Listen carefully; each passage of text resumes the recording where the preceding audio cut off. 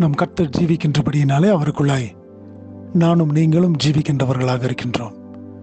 இந்த நாளின் காலையிலும் கூட உங்கள் அனைவருக்கும் ஆண்டவராகிய இயேசு கிறிஸ்துவின் நாமத்தினாலே வாழ்த்துதல்களை நான் தெரிவித்துக் கொள்கின்றேன்.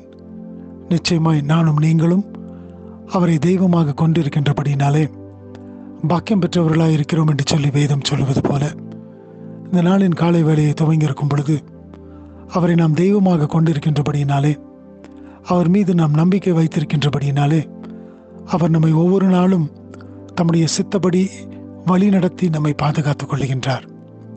இந்த பூலோகத்தில் நடக்கின்ற காரியங்களை பார்க்கும் பொழுது காலை வேளையை நாம் துவங்குகின்றோம். இரவு வேளையிலே நாம் வீடுகளுக்குள்ளாய் வந்து சேரும் வரை தேவனுடைய பாதுகாக்கும் கரங்கள் நம்மை பாதுகாத்துக் கொள்ளுகிறது. மாத்திரமே அல்லாதபடி வேறு எந்த காரியமும் நம்மை அப்படிப்பட்ட ஒரு சூழ்நிலையில் நடத்தக்கூடியதாய் காணப்படுவதில்லை. அப்படிப்பட்ட விபத்துகளும் ஆபத்துகளும் அநேக விதமான அழிவுகளும் காணப்படுகின்ற இந்த பூலோகத்திலே உங்களையும் என்னையும் தேவன் இம்மட்டுமாக தம்முடைய கிருபையினாலே பாதுகாத்து வழிநடத்தி வந்திருக்கின்றார். அது மாத்திரம் அல்லாதபடிக்கு நானும் நீங்களும் சென்றுகின்ற பாதைகள் கரடு முரடாய் காணப்பட்ட பொழுதிலும் வனாந்தரமாய் காணப்பட்ட பொழுதிலும் அவர் அதை தம்முடைய சித்தப்படி நடத்தி அதை செழிப்புள்ளதாக ஆக்குகிறார் என்று சொல்லி நாம் வேதத்தில் பார்க்கிறோம். ஏசாயா தீர்க்கதரிசியின் புஸ்தகம் 35வது அதிகாரம் 1வது வசனத்தை நான் வாசிக்கின்றேன். Isaiah chapter 35 verse 1. வனாந்தரமும் வறண்ட நிலமும் மகிழ்ந்து கடுவெளி கழித்து புஷ்பத்தை போல செழிக்கும்.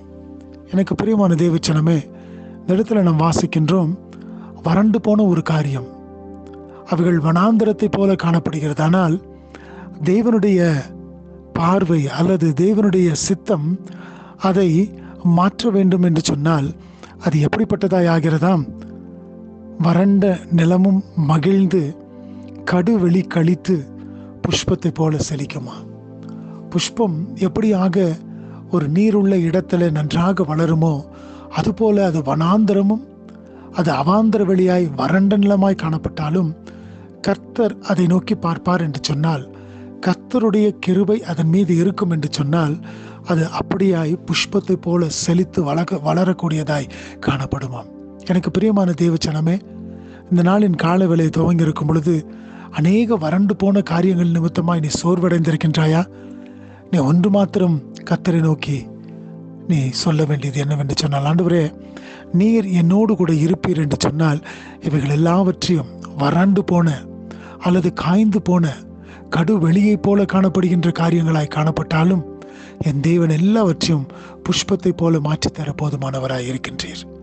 அதை நாம் சொல்லும் பொழுது அவர் மகிழ்ந்து களி கூறக்கூடிய தேவனாக இருக்கின்றார். ஏனென்று சொன்னால் தம்முடைய பிள்ளைகள் அவரை நோக்கி கூப்பிடும் பொழுது அவர்தாமே அவர்களுடைய சத்தத்திற்கு செவி கொடுக்கிற தேவனாய், அவருடைய சத்தத்தை கேட்கின்ற தேவனாக இருக்கின்றார்.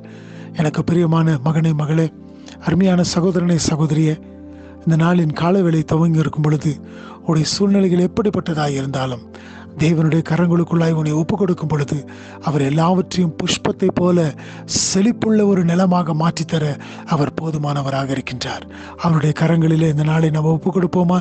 அவர் உன்னை நடத்த போதுமானவர். துதி, கன, மகிமை எல்லாம் அவருக்கே உரியதாகட்டும். ஆமென்.